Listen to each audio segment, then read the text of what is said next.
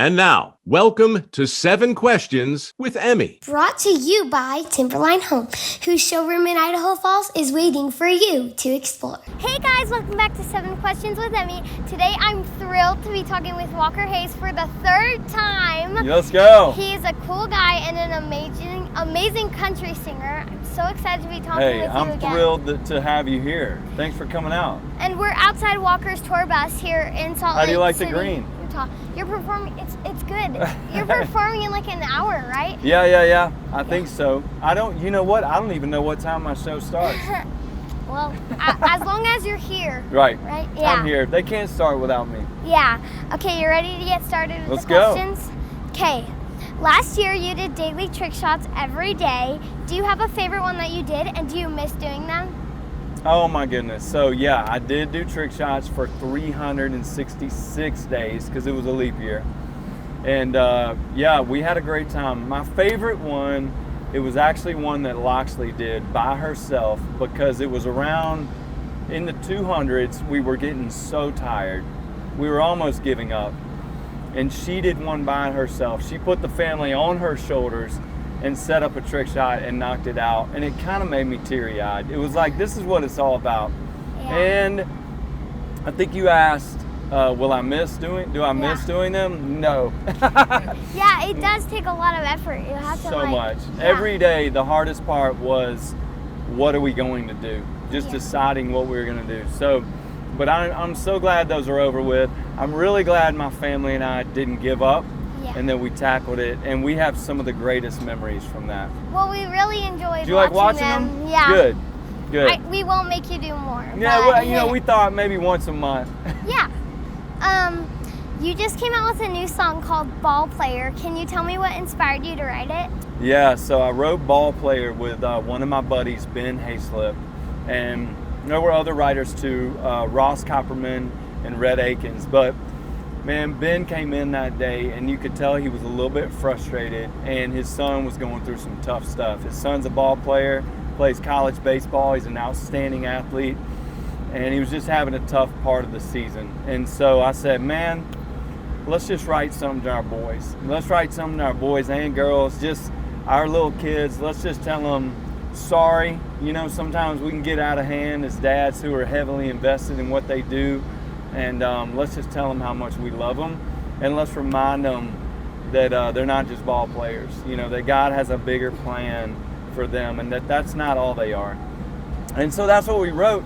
I don't know if we knew that it would resonate as much as it did. You know, we kind of wrote that for ourselves, and then people just started kind of going crazy about it online. So I said, man, let's let the world have it. I really like that. Thank you. What is one of the biggest lessons that you have learned being a big artist?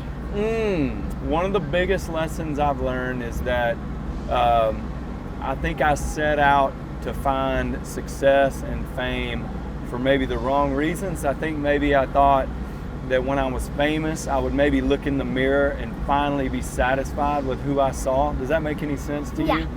And for better or for worse, when you become famous, you look in the mirror and the same person's there. Yeah. And so I've been able to kind of step back and enjoy fame for what it's worth. It's not eternal. It's not going to be here forever. I appreciate it from a I can pay my bills standpoint. I appreciate it from a I can take my kids and family and dogs out on the road with me now standpoint. But other than that, I've learned that fame and fortune is kind of underrated, and it's really all about who you're with and loving what you're doing. So yeah, does that make any sense? Yeah, that does. Okay. I'm starting school in 2 weeks. Oh goodness. What advice do you have for me and the kids that are watching starting school? Goodness, you know, it kind of goes back to what I just said. Well, one, I'm glad I'm not starting school in 2 weeks because I wasn't very good at school. You can take my place if you want to. Well, what grade are you in? I'm going into 6th grade. Are you nervous? A little bit, because I'm starting middle school. So you go to a different school? Yeah. Oh, you got any people, anybody you know, or you? I know a couple people that are like moving up with. Okay. Yeah. I can imagine. You know, look, I used to get kind of. Well, one, I would kind of get homesick starting school, you know, because you spend all summer home in a comfort zone. But I guess my advice would be, make it about the relationships. Don't stress so hard. Try hard, give it your best.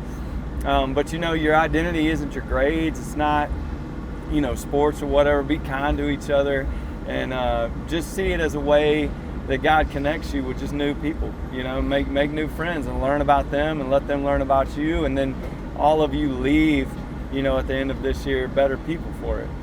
Yeah. Okay. So this is the part where These are great questions. Thank you. There's a twist on my interviews. So we're gonna play this game called Either Or. Okay. So Either basically, I say two things. So example, I don't know, colors, I guess. Okay. So I'll be like, you give green me two? Okay, yeah. I'll be like green or blue, and then you pick which one you like best. Okay. Is it either or either? Either or. So you can pick both or just one. Okay. In Idaho, it's either. I was gonna say, is it either or either? Okay, beaches or mountains? Ooh, that's tough. I'm gonna say beaches right now. We had some pretty harsh winters lately. Oh, well, summer or winter? Yeah, summer. Pizza or burgers? Pizza. Night or morning? I'm a morning person. Same. Yeah, are you? Yeah. Yeah. Skittles or M&Ms? Skittles, 100%. Yeah, same. Okay, so I have a gift for you. Nuh-uh. I My should have brought you a parents told gift. me that you didn't like potatoes.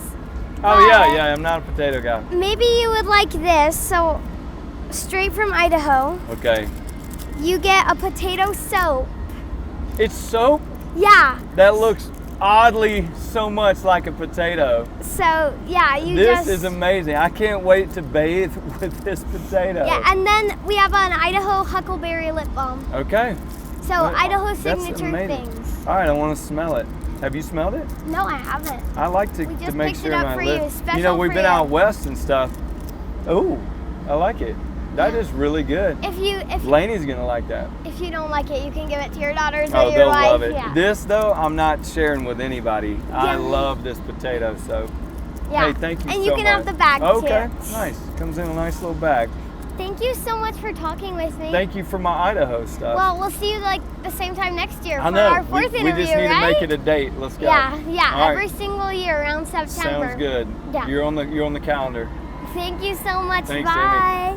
Thanks so much for watching. Remember, new 7 questions interviews are posted every Thursday. Be sure to follow me on Facebook, Instagram, and YouTube. Love you guys. Bye.